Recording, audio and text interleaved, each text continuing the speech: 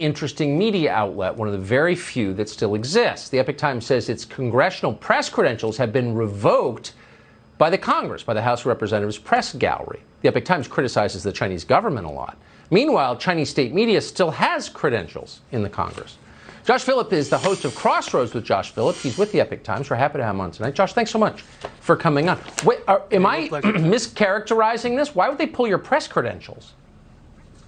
Well, Tucker, they didn't really tell us anything in writing yet, and so we're still trying to find information on it. But, you know, as you mentioned, there's a lot of hypocrisy here.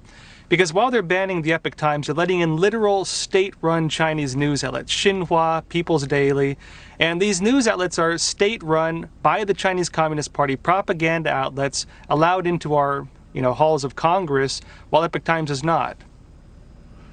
So, I mean, what's your offense? Is it just being too tough on the Chinese government? Is that no longer allowed in the Congress?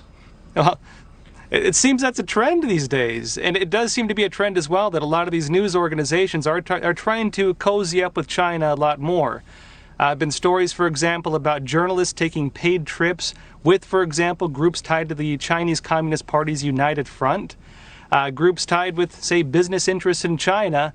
And while this is happening, yes, you have state-run Chinese media being allowed to cover the White House, being allowed to cover Senate hearings, while the Epoch Times is not. And yes, the Epoch Times is one of the harshest critics against the Chinese Communist Party. We actually broke the story on China's live organ harvesting of political dissidents and religious believers, including Falun Gong practitioners, house Christians, Muslim Uyghurs, and others.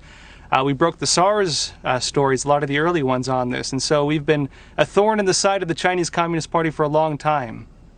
And a lot of your reporting has turned out to be accurate and fascinating. I wonder, are there any members of Congress who are against this? Maybe they could come to your aid. In 10 seconds or less, can you name any who might help you with this? We've luckily had 17 different Congress members step forward to defend us, and hopefully we'll get back in soon. We'll have to see. Yeah, maybe a couple hundred more could step up in like the next 20 minutes. Josh Philipp, great to see you tonight. Thank you, and Godspeed. Tell us what happens. I hope you will.